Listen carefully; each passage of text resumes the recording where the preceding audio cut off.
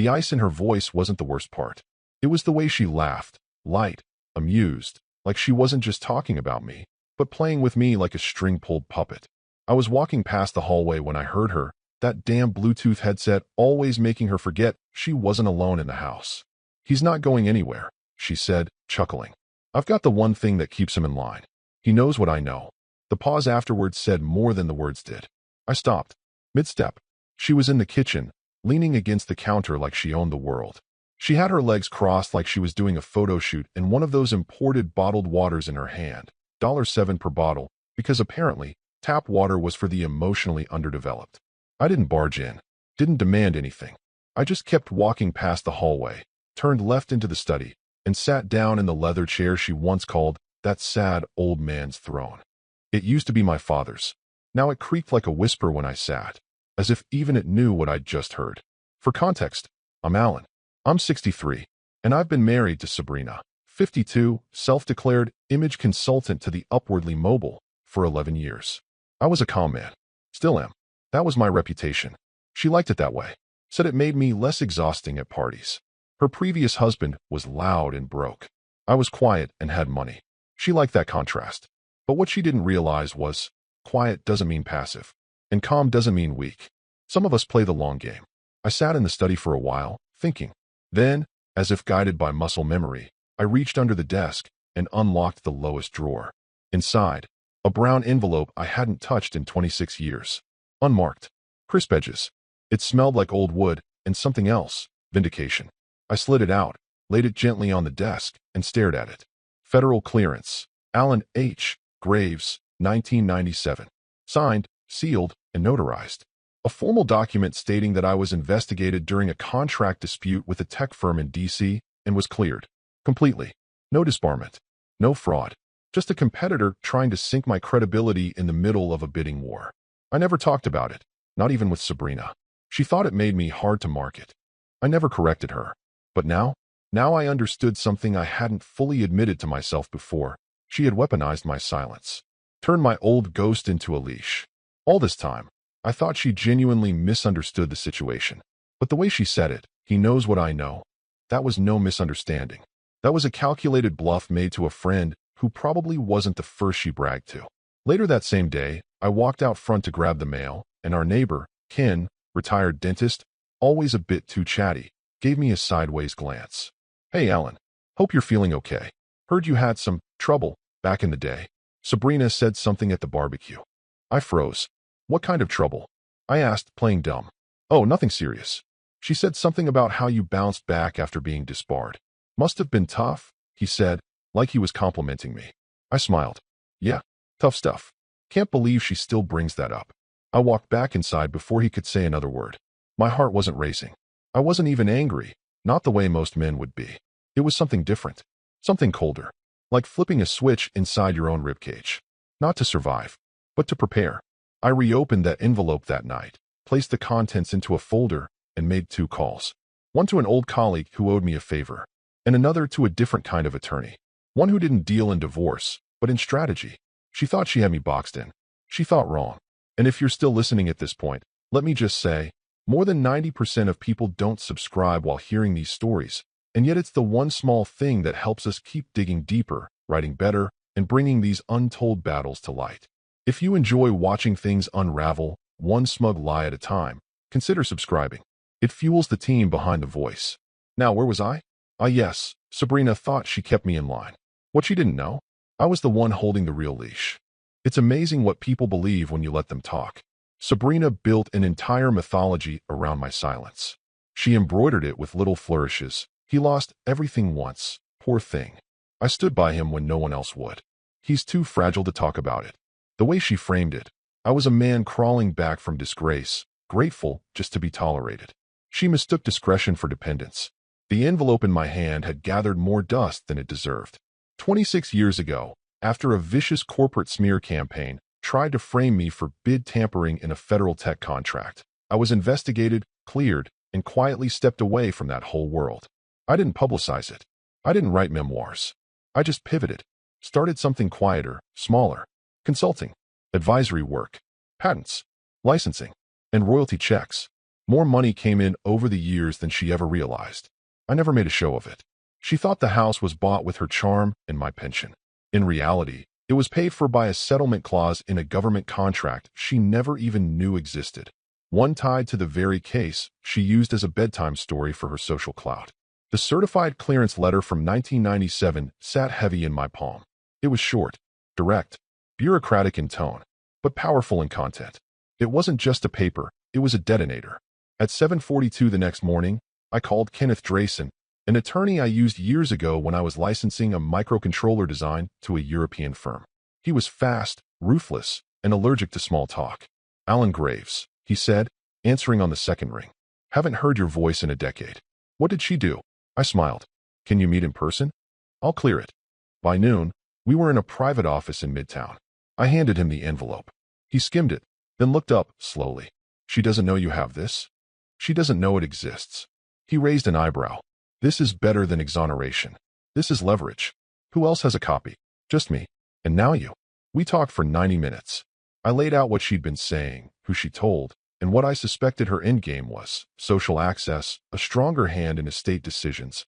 And from what I'd gathered lately, she was planting seeds about dissolving dead weight if I got any worse. He asked me one thing. "You want a war?" I shook my head. "No. I want her to realize the war's already over." He smiled. "Then we don't hit hard. We let her step on the mine herself." We drafted a memo. Clean. Unemotional. A copy of the clearance letter, accompanied by a formal notice of anticipated defamation exposure, should the false narrative continue. It wouldn't be sent yet. Not until she made another move. Next, I gave him access to a list of our shared accounts, property deeds, and a set of dormant business holdings I'd never technically closed. They were shells now, but a few still held licenses in my name. Sabrina had always assumed the money came from my IRA. That's what I let her believe. She'd never asked too many questions. Why ruin the illusion? We combed through the marital agreements. She'd signed a post-nup 5 years in, after a health scare made her briefly sentimental. At the time, she said, "It's just paperwork, honey. You've got me anyway." I remembered the wine she drank that night. Pinot. 3 glasses. Enough to make her affectionate. Enough to make her careless.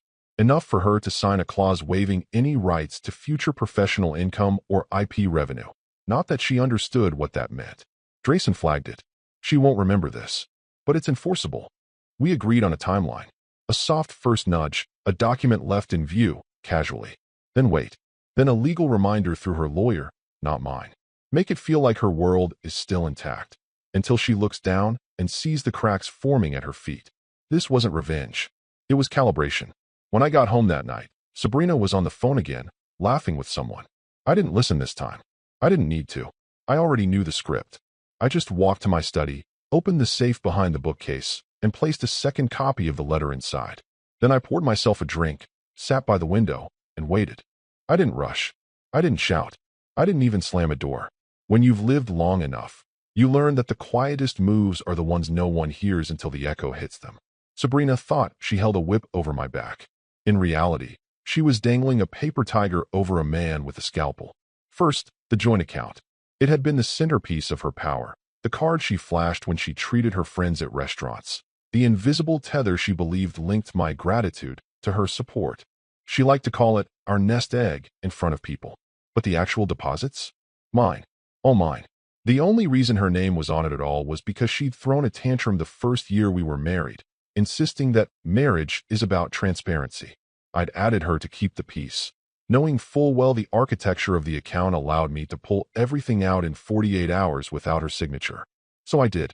In the pre-dawn hours while she slept in the master suite, silk mask on, phone glowing on the nightstand with some group chat open, I moved every dollar into a trust established under a corporate entity she'd signed off on 3 years ago. Just paperwork to handle taxes, I'd told her then. She'd scrawled her name, bored, eager to get back to her wine spritzer. That trust now stood as the firewall between my assets and her appetite. By breakfast, her debit card still worked for small purchases, but the major arteries were sealed. Next, the house. The one she loved to call her design project. The one she'd posted on Instagram as our forever home. She never realized that the post-nuptial clause about liability protection had retroactively shifted the deed's ownership into a limited liability company. She thought she was simply removing herself from the mortgage to protect her credit score. In reality, she had removed herself from ownership entirely. That LLC, controlled by me alone, now held the title to the house, the workshop, and the adjoining acre of land. On paper, she was a tenant with no equity. She just didn't know it yet. I moved like a surgeon. No messy cuts, just precise incisions. Closed the joint investment portfolio. Redirected the quarterly royalties from my licensing deals into a separate custodial account. Reassigned the beneficiary on my life insurance, an act she'd notice only if she went snooping into files she didn't even know existed. She'd bragged to her friends that she handled all the finances because it made her sound like a partner instead of a passenger. She never saw the foundation because I never let her into the basement. It wasn't just about money. It was about every invisible lever she believed she could pull. She'd told Susan, and probably others, that she kept me in line because she had dirt on me. That rumor had already begun to circulate. But by quietly dismantling the structures she thought she controlled, I wasn't just protecting myself. I was rebalancing the narrative. I even took subtle steps to reduce her digital access. Changed passwords on the financial dashboards. Updated two-factor authentication to a device she didn't have. On the surface, nothing seemed different. Her cards swiped, the lights turned on, the house felt the same. But beneath the surface, her hand on the wheel had been removed, and the car kept moving without her. At night, she'd wander into the study, perfume trailing behind her, and toss off comments like, "I told Lauren how you were so grateful I saved you. She said I'm a saint. You should hear how jealous they are." She'd wait for my reaction. I'd just smile. "That's nice," I'd say, then go back to my reading. I think she mistook my silence for resignation. But in reality, every smile, every nod, every "that's nice" was a stitch in a net she didn't even know she was walking into. I didn't need to threaten her. I didn't need to call her a liar. All I had to do was remove the illusion, one thread at a time, until the entire fabric collapsed on its own. In my experience, the only thing more satisfying than proving someone wrong is letting them prove it to themselves. And soon, she would. The phone call came at 6:13 p.m., just as I was slicing into a reheated pork tenderloin. I recognized the name, Susan Garland. Sabrina's luncheon latte friend. Pilates, conscious uncoupling, and constant side eyes when she came over. I almost didn't answer. But curiosity makes a man reckless. "Alan." Her voice was brittle, like a mirror already cracked. "Speaking. I don't know if I should be calling you, but I need to." I set the knife down. "Go on." A pause. "I just wanted to say, I didn't know she was exaggerating the story. About your past." "Oh, that story. The one about how she rescued me from ruin." Sabrina's favorite conversational appetizer. Susan continued, clearly unraveling. "I was at brunch with Brad. You know, Brad from the board at East Point, and I just casually mentioned it. I didn't mean anything. He asked about you, and I said something like, yeah, he had a whole thing back in the day, but Sabrina stood by him. I thought it was flattering, honestly. I didn't respond. And now, her breath hitched. Now it's become a problem. Brad told his firm. He's on a committee tied to one of the grants your consulting group works with. They flagged it. He forwarded the email thread. Someone printed it. It's official now. My fork never left the plate. Susan, I said slowly, do you still have that thread? Yes, she whispered. And Alan, she didn't just say you were disbarred. She said you were blackballed. That the only reason you have money is because she negotiated a private settlement for you. She made it sound like you were dependent on her. Like she's your handler. Handler. I couldn't help it. I laughed. Short. Cold. She's been telling people she's responsible for your stability. I thought it was just a joke. You know how she talks. But Brad didn't. And now it's being passed around. I stayed silent for a moment. Then, can you forward that thread? Susan hesitated. Won't she find out? She will. But not for me. Another pause. Then she said the words that sealed her own arc in this mess. I think I've done enough damage already. I'll send it tonight. Click. I forwarded the email immediately to Drayson. He responded within the hour. This just became useful. Very. The email thread was a goldmine. Light banter between Susan and Brad devolved into speculative rumor, with attached screen caps of texts Sabrina had sent Susan. In one, she wrote, honestly, he should be grateful I haven't told people the full story. He's where he is because of me. They all forget that. In another, if I ever leave him, I'll take the rest of his credibility. He knows it. And finally, the one that mattered most. He was disbarred. I don't care what the paper says. I know what really happened. Drayson's response. Print. Screenshot. Store. This is defamation and premeditated character harm. And we have her signature on a waiver that invalidates her claim to any restitution. I sat back in the chair and stared at the screen. So that was it. She hadn't just whispered nonsense into cocktails and Pilates lounges. She'd written it, documented it, hand-delivered proof that her narrative was deliberate, malicious, and actionable. All because Susan couldn't keep her brunch anecdotes to herself. For the first time in weeks, I allowed myself a smirk. The quiet kind that doesn't reach your eyes but settles deep in your bones. I wasn't going to shout. I wasn't going to plead. I was going to let her gossip climb the ladder until it reached the gallows she built for herself. And the best part? She'd never even see the trap until her foot broke the floorboard. The morning started with her usual clatter, ceramic mug on marble, oat milk foamed just enough to announce itself as intentional living. I heard the familiar scroll swipe sip rhythm as I dressed in silence upstairs. On the way out, I paused at the stairwell, listening for her voice. Nothing yet. She wasn't on the phone this morning. Just humming. Confident. Comfortable. Perfect. I didn't wait to see her reaction. I didn't need to. I'd already placed the document on the kitchen island, neatly aligned with the tile grout, because I knew the asymmetry would annoy her first. That would make her look at it. A single page. Cream-colored. Her own signature at the bottom. Elegant, looping, self-assured, with that exaggerated S she used back when she fancied herself a designer. And just below that, in my handwriting, the sentence. You said you kept me in line. That was never needed. But since you've forgotten, here's your reminder. No threat. No emotion. Just a tone she'd know too well. Restrained finality. I was already in the car when my phone buzzed. Not her. She wouldn't text. She needed control in her voice. I waited. 10 minutes. 15. Then, finally a call. I didn't answer. 20 minutes later, she called again. This time, I let it ring out, pulled into my parking spot, and walked into my office as if it were any other Tuesday. Around 11 a.m., the voicemail came through. Her voice was chipper, falsely light, the kind of tone she used with people she thought she could charm or corner. Hi, sweetheart. I found your little note, she said, laugh snorting like a sitcom extra. I assume this is about that old post-nup. Cute. You know, we really should shred some of those old papers. They're so outdated. Anyway, let's talk later. She hung up without waiting for a response. Classic Sabrina. Rewrite reality mid-sentence and hope no one notices the jump cut. But she wasn't laughing by afternoon, because at some point between Pilates and Pinot, she made the call. To Randall, her lawyer. I know this because Randall called me.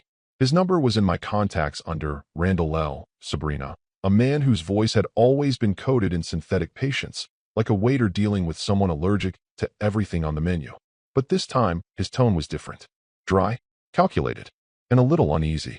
Alan, he said, clearing his throat. Sabrina just forwarded me a document. A post-nuptial agreement. Dated 6 years ago. Yes, I replied. She says she doesn't remember signing it. She did. Pinot Noir, 3 glasses. Kitchen bar stool. She cried about her mother for 20 minutes beforehand, then signed it between sobs and soft jazz. I remember. He exhaled. Long right. Well, she waived rights to all professional income, licensing royalties, and intellectual property associated with any past or future business interests. That's sweeping. Yes, that was the point. She also released claim to the house, pending debt restructuring. That was processed through an LLC, correct? It was. She assumed. That it was decorative. I know. Another pause. She's concerned. Very concerned. I'm sure she is. His tone sharpened. You've made your position clear. But if this escalates, she'll contest the legitimacy of the post-nup. She can try, I said. But she won't like the paper trail.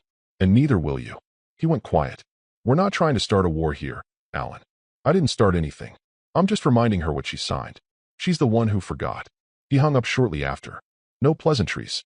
Just silence. Like someone walking away from a chessboard after realizing they moved a pawn into a checkmate trap 3 moves ago. Back at the house, Sabrina was pacing. I knew the pattern. Heels clicking on tile, hand fluttering near her necklace. That fake yawn stretch she did when pretending to be unbothered. I let her have the space. She needed time to realize the leash she thought she held was a noose she tied herself. She'd built an empire of illusion. All I did was lift the curtain. And now, the audience was starting to see the wires. The silence after Randall said the word royalties was the first crack in her mask. She didn't gasp dramatically. Sabrina wasn't the swooning type. No, it was worse than that. She froze, like a machine that suddenly realized it had been operating on false code. But I thought, she started, her voice low. I thought all of that was separate. Personal income, intellectual stuff, whatever. None of that was ever community property. On the other end of the line, Randall didn't rush to comfort her. He wasn't a hand-holding type either. Not when legal exposure was on the table.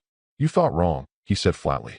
The post-nuptial agreement specifically names licensing revenue, patent-derived royalties, equity from consultancy work, and derivative IP. It was all covered. And more importantly, your signature is on the document. I didn't understand what I was signing. Sabrina, he interrupted, his tone turning clipped. You initialed every page. You signed it during a notary appointment. There's even video evidence of you saying, quote, let's just get this over with. You may not have read it, but you definitely signed it. She sat down hard on the edge of the bed. The silk duvet crumpled beneath her, as if even it wanted to distance itself. But it's not enforceable, right? I mean, if I was misled? If I didn't know? Randall exhaled audibly. That's not how enforceability works. Alan's attorney already forwarded me the timestamped file, the notary statement, and 2 recorded communications between you and your financial advisor referencing that annoying agreement Alan made me sign. Her breath caught in her throat. Wait, he recorded me. No, you emailed your advisor. It's archived. His attorney has it. And now I do. She stood up, suddenly hot. But I built his image back up. I protected him. I stopped people from talking about that disbarment thing. I stayed Randall. A beat. That's another thing, he said carefully. Alan was never disbarred. There's a certified federal clearance letter dated from 1997, completely exonerated. It's been entered into record. Her voice dropped. What? The story you've been telling. About saving him, about cleaning up his mess? It's false. And if you keep telling it publicly, it could be interpreted as defamation, especially now that it's demonstrably untrue. Sabrina's hand tightened around her phone. Susan told me she just mentioned it casually. Brad forwarded the emails. Sabrina, this is not casual. You said he owed you his career. You told at least 3 people he was financially dependent on you. That's not just gossip anymore. That's a pattern. She paced, heart pounding in her chest like a bass drum in a locked trunk. I don't understand how this happened. How did he get all this without me knowing? Randall didn't answer right away. When he did, his voice had changed. Cooler now, professional distance reasserting itself. Because while you were busy controlling the story, he was documenting the facts. That landed like a slap. And Sabrina, his voice lowered. We may have a liability issue. She stopped cold. What kind of liability? He didn't soften it. The kind that gets you removed from nonprofit boards. The kind that makes people reconsider business partnerships. The kind that damages reputations in circles that don't send apologies, only silence. Her knees buckled slightly. She sat again, this time slower. You need to lay low, Randall said. No more statements. No more brunches with loaded anecdotes. And for God's sake, stop implying that man owes you anything. He's 3 chess moves ahead, and you're out of rooks. Click. The call ended. For the first time in years, Sabrina was alone in a house that no longer echoed back admiration or envy. The hallway felt too long. The kitchen too clinical. The wine rack full, but the thirst now sour. Outside, the wind moved through the hedges Alan had trimmed himself last fall. She always hated how he didn't hire someone for that. It makes us look small, she'd said. But now the house, his house, felt enormous. Not in grandeur, in emptiness. She looked at the framed photo on the mantel, their wedding. She in white, him in a navy suit. A quiet man with tired eyes. And suddenly, she wondered if those eyes had ever been tired. Or just patient. It started with a chair. Or rather, the absence of one. Sabrina had been expecting the formal invitation from the Westbrook Arts Initiative for weeks. She had already practiced her acceptance speech in front of the mirror twice. She even bought a new emerald blouse for the gala's board announcement dinner. When the email arrived, her eyes skipped past the first lines, scanning for the usual. We're thrilled to welcome. But instead, she saw the sentence that changed everything. After careful consideration, we've decided to move forward with a different candidate for the upcoming board term. No reason. No follow-up. Just air. At first, she dismissed it as internal politics. They're idiots. She snapped to her friend Marla over drinks. They wouldn't know credibility if it slapped them with a non-profit filing. But Marla's eyes shifted. Just slightly. What? Marla sipped her drink slowly. There've been whispers. Sabrina frowned. Whispers? About what? Marla leaned in. lowering her voice as if the wine bar was wired. Something about Alan. People saying you manipulated his image, lied about his background, that you leveraged it for social clout. Sabrina laughed. Too loud, too sharp. That's ridiculous. But Marla didn't laugh with her. She just looked down and stirred her drink with the edge of her straw. The sound scraped against the glass like a clock ticking in her ear. By the weekend, it escalated. An RSVP for a charity brunch, one Sabrina had attended for the last 4 years, came back with a cold. Unfortunately, this year's event is at capacity. She checked the guest list. Her name wasn't missing. It was deleted. Alphabetical order jumped from Grayson, Lydia, to Hamilton, Carla, as if she'd never existed. A week later, her phone buzzed. It was Talia, one of the junior founders of that ethical startup accelerator Sabrina had been advising. Unofficially, of course. Talia's voice was apologetic, flustered. Hey, so, we've had a bit of a shake-up in the advisory board. We're moving in a different direction. Thanks for all your insights so far. Click. Just like that, another thread unraveled. Her text messages started to thin out. The group chat went silent. Instagram DMs dried up. No more heart emojis under her brunch selfies. No you slay, Queen Fire, from former proteges. They didn't block her. That would be too obvious. They just evaporated. She walked into a cafe one morning and saw 2 of her acquaintances, Melissa and Danny, sitting by the window. They spotted her, smiled politely, then leaned in to whisper. One of them opened her phone, tapped, and turned the screen toward the other. Sabrina caught the flicker of a forwarded email. Her chest tightened. When she approached, they both looked up, suddenly interested in their coffee lids. Morning, she said flatly. Oh, Sabrina, Melissa said with a brittle smile. Didn't see you there. Danny nodded, eyes darting to the side. We were just catching up. Quick thing. Got to run. And just like that, they were gone. Not rushed. Just unwilling. When she got home, the mail sat waiting. 2 glossy magazines where her name should have been in the event recaps. 1 lifestyle newsletter with a folded corner where a mutual friend had been profiled. Sabrina's name notably absent from the key influencer's sidebar. Her phone rang. She pounced. It was Randall again. Sabrina, you're going to want to stay off social media for a while. She didn't ask why. He told her anyway. A few people who received the email thread from Susan and Brad, they're forwarding it. Quietly. Internally. One of them added Alan's clearance letter to the chain. It's going around. Her breath caught. Nothing public yet, Randall said. But in these circles, rumors are the verdict. You're radioactive now. People don't want the heat. She stared at the wall. At the oversized canvas she bought from that overpriced gallery last fall. Abstract. Pointless. But I built this, she whispered. I know, Randall replied. And now you're watching it come down. The call ended. Outside, someone across the street was having their hedges trimmed. The same kind of work Alan used to do himself, quietly, without fanfare. She used to mock him for it. Hire someone, for God's sake, she'd say. You look like a retiree with a death wish. But now, with the blinds half open and the sound of clippers buzzing like a countdown clock, she realized something she never had before. Alan never trimmed the hedges for appearance. He did it because they were his. And now, so was everything. The message came through at 2:04 a.m. Just a blinking blue light on my phone next to the bed. Too dim to wake Sabrina, but enough to pull me out of that light. Dreamless half-sleep you only get in your 60s. It was from Daniel. Not a name I'd seen light up my screen in years. The text was short. You awake? I need to talk. It's about her. I sat up. The sheets suddenly too warm, too heavy. Sabrina stirred beside me and mumbled something incoherent, flipping to her side like nothing in the world could touch her. I grabbed my phone and walked downstairs, barefoot on cold tile, the only sound the low hum of the fridge and the low thrum of unease. I called him back. He picked up immediately. Alan. His voice cracked slightly, like he'd been holding something in for a long time. I'm here. A beat of silence. I never told you, he began, then stopped. Cleared his throat. After your heart scare, the one a few years back, I wanted to come. I was packed. I had the flight booked. I leaned against the kitchen counter. You didn't. I didn't, he said quietly. Because she called me. Sabrina. She said you needed space. That the doctors didn't want you overwhelmed. That you were, her words, emotionally unstable. My jaw locked. I thought it was odd, Daniel continued. But she was so insistent. Said you didn't even want to see me. Your brother. She said that. Yes. I remember her exact words. Don't make this harder for him, Dan. He barely knows who he is right now. He hesitated, then added. So I stayed away. I felt like shit for doing it, but I did. I didn't speak. I couldn't. My pulse was drumming in my ears. There were other times too, he went on. Birthdays. That Thanksgiving I tried to plan. She always had a reason. Either you were recovering, or traveling, or had too much going on. And every time, she'd speak like she was protecting you. Like I was the outsider pushing my way in. The kitchen suddenly felt colder.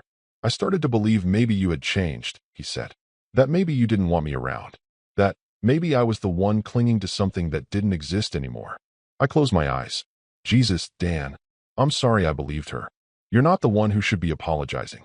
For years, I thought the distance between us was just life doing what it does, pulling people apart through time and inertia. But now, like turning a painting upside down, I could see the truth. Sabrina hadn't just inserted herself between me and my past. She had cut it off. Silently. Methodically. Like a surgeon with a grudge. And I had let her. Daniel exhaled. I should have trusted my gut. She always gave me that fake smile thing. Like she was trying too hard. Like she wanted me to believe something that didn't quite add up. She did. And now, he added, I hear what's happening. The emails. The stories unraveling. The board withdrawals. You good? I laughed, short and sharp. Better than I've been in years. He was quiet for a second, then said, if you need anything, if you want me to come now, I'll be there. I swallowed. Hard. I do, I said. But not yet. Why not? Because she's not done realizing what she's lost. And she hadn't. Because isolation isn't just about cutting someone off. It's about convincing them they're the ones pulling away. Sabrina hadn't just lied about my past. She'd rewritten my present, curated who could speak to me, limited whose version of reality reached my ears. And for the most part, it worked. Until it didn't. Until she forgot the one thing she never controlled, my memory. I remembered every unanswered birthday card, every missed voicemail, every family photo I wasn't in. And now I remembered why. I looked over at the hallway where family portraits once hung, removed years ago during one of her endless redecorating phases. Too cluttered, she said. Makes the house feel old. No, it made her feel unwelcome. But now the gallery she built, her polished world of curated friendships and curated lies, was crumbling. And the next person who would leave her orbit wouldn't do so quietly. It would be me. It was 9:47 a.m. when her phone rang, and something about the ringtone, same one she'd had for years, suddenly made her stomach twist. Randall never called this early. Not unless something was wrong. Sabrina, he said as soon as she answered. No greeting. No preamble. His voice was tight, like he'd been holding his breath since dawn. What? She said, already snapping. What now? He exhaled hard through his nose. We have a problem. No kidding, she hissed. I'm being iced out of everything. Talia won't return my messages. Marla looked through me like I was drywall. And the Symphony Gala Committee, the one I helped start, is suddenly reassessing board dynamics. What the hell is going on, Randall? He paused, and when he finally spoke, his voice had dropped, low, clipped, cautious. She's just learned the truth about you. Sabrina blinked. Who? The managing partner at Pritchard Grant. Her team looked into you. One of their analysts received the forwarded thread, the emails, the clearance letter, the texts. It's been circulated. There was a long pause. Then, so, she said, trying to sound unaffected. Let them read it. It's old news. I helped him through that time. No, Randall said quietly. You didn't. You said you did. You told people he was disbarred, that he needed you, that he was dependent, that he was unstable. Sabrina's face went pale. Randall pressed on. But you knew the truth. You saw the letter. You heard the stories. He was never disbarred. He was cleared. The accusations were fabricated, and the case was sealed with a full exoneration. What you've been telling people isn't just wrong, Sabrina. It's malicious. He never told me all that, she snapped, voice rising. You never asked, Randall shot back. And now it's all documented. The clearance letter, the timestamps, the IP transfers, the trust movement, the LLCs, the waiver, the post-nuptial you swore didn't mean anything. Her voice wavered. But the house. It's in the name of a holding company tied to the LLC. You signed away your claims 6 years ago. Retroactively. It's not yours. Neither is the business revenue. Neither are the royalties. Neither is anything. She stood in the center of the living room, hand to her chest like she'd been shot. I thought. You thought wrong, he said, almost wearily. And now you have a real liability problem. Several. Your name's already being quietly dropped from future boards. You're on internal do not invite lists at 2 cultural foundations. There's talk that one of the families you dined with, repeatedly, might pursue you for misrepresentation if their donors start backing away. Her knees buckled, and she caught herself on the back of the couch. Randall, she whispered. Fix it. I can't fix this. Not anymore. You created a persona built on someone else's story. And now that story's collapsing. She slammed the phone down so hard the screen cracked. Then silence. The house felt foreign now. She looked around at the furniture she'd picked, the curated art on the walls, the gold accents and marble finishes she once bragged about during virtual calls. None of it felt like hers. Because it wasn't. The phone slipped from her hand and landed on the floor with a dull thud. Her hand trembled. Not from rage. From the slow, suffocating realization that she hadn't just lost a man. She'd lost the illusion of control. And worse, he'd never been under her control to begin with.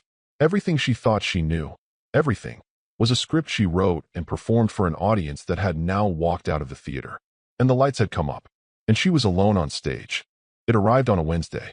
No courier, no signature required. Just a plain manila envelope, neatly tucked between the morning paper and a package of skincare samples she didn't remember ordering. There was no return address, only a familiar gold seal, pressed into the flap. The seal she once called gaudy when Alan had used it on holiday cards. She almost missed it. Almost. But something about the way it sat unnaturally still, too dense for junk mail, made her pause. She picked it up, turned it over, and for a fleeting moment, felt the ghost of something she couldn't name crawl across her spine. She peeled it open slowly, the paper whispering as it unfolded. Inside was a single sheet of ivory stock, typed in a clean serif font. No greeting. No sign-off. Just this. Power you think you have is a borrowed matchstick. I let you hold it. You tried to light the house. Now sit in the dark. Her throat tightened. Attached with a gold paperclip was a copy, clean, crisp, of the federal clearance letter dated 1997. Her eyes scanned the text, but the words blurred, smeared by panic swelling in her chest. At the bottom, the embossed seal, the signature, the date. It was the same letter Randall had warned her about, the one that had quietly made its rounds. But seeing it here, in her hands, sent not as a legal warning, but as something far worse. Confirmation made her knees weaken. She sank onto the bench in the foyer, envelope clutched like a detonator that had already gone off. No explosion, no flames, just darkness. The kind that creeps in after a power outage you didn't see coming. The kind that makes you realize just how alone you are when the electricity was never yours to begin with. She looked around her carefully curated entryway. The lacquered mirror, the sculpted vase with dried eucalyptus, the designer rug she'd imported from Milan. None of it felt real anymore. Not because the objects had changed, but because the context had. All of it was built atop an illusion. And the man she'd spent years mocking, managing, and minimizing had just shown her, without saying a word, that he had built the ground beneath her feet. And he had quietly taken it back. No screaming, no courtroom, no social media battle, just a single letter. One that didn't need to yell to be heard. Her phone buzzed beside her. A notification from her banking app. She opened it on instinct. Reminder, your balance has dropped below your set threshold. She stared at it, then stared at the seal on the envelope again. And finally, her breath came in one sharp inhale. Alan never burned the house down. He simply walked out of it and turned off the lights. And now she sat in the dark, alone, holding a matchstick that had never been lit.